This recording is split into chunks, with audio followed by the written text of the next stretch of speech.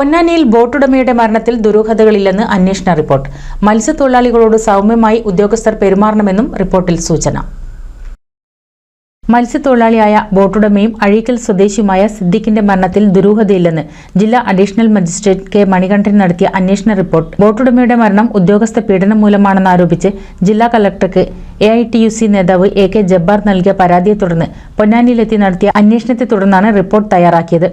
സിദ്ദിഖിന്റെ മരണം ഹൃദയസ്തംഭനം മൂലമാണെന്നും മരണത്തിൽ ജീവനക്കാരുടെ ഭാഗത്തു നിന്നും മാനസിക പീഡനമോ മറ്റ് സമ്മർദ്ദങ്ങളോ കാരണമായിട്ടുള്ളതായി വെളിവായിട്ടില്ലെന്നും റിപ്പോർട്ടിൽ സൂചിപ്പിക്കുന്നു.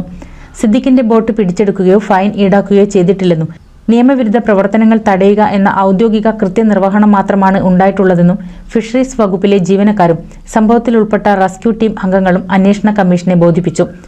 അതേസമയം മത്സ്യത്തൊഴിലാളികളോട് സൗമ്യമായി ഉദ്യോഗസ്ഥർ പെരുമാറണമെന്നും മത്സ്യത്തൊഴിലാളികളും പാലിക്കേണ്ട നടപടികളും ചട്ടങ്ങളും ഉൾപ്പെടെയുള്ള കാര്യങ്ങൾ സംബന്ധിച്ച് ബോട്ടുടമകൾക്കും തൊഴിലാളികൾക്കും ബോധവൽക്കരണ ക്ലാസുകൾ നടത്തണമെന്നും റിപ്പോർട്ടിൽ നിർദ്ദേശമുണ്ട്. മത്സ്യബന്ധനത്തിൽ ഓരോ വിഭാഗത്തിനും അനുവദനീയമായ കടൽ പരിധി സംബന്ധിച്ച് കൃത്യമായ അറിവ് എല്ലാ മത്സ്യത്തൊഴിലാളികൾക്കും ബോട്ടുടമകൾക്കും മറ്റ് പാരമ്പര്യ മത്സ്യബന്ധന വിഭാഗങ്ങൾക്കും ലഭ്യമായിട്ടുണ്ടെന്ന് ഉറപ്പും വരുത്തണം.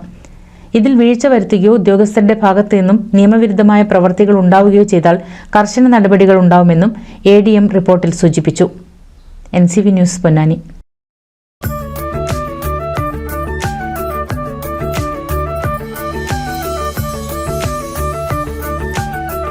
35 വർഷത്തെ വിശ്വസ്ത പാരമ്പര്യവുമായി എന്നും എപ്പോഴും കൂടെയുണ്ടെന്ന വിശ്വാസം.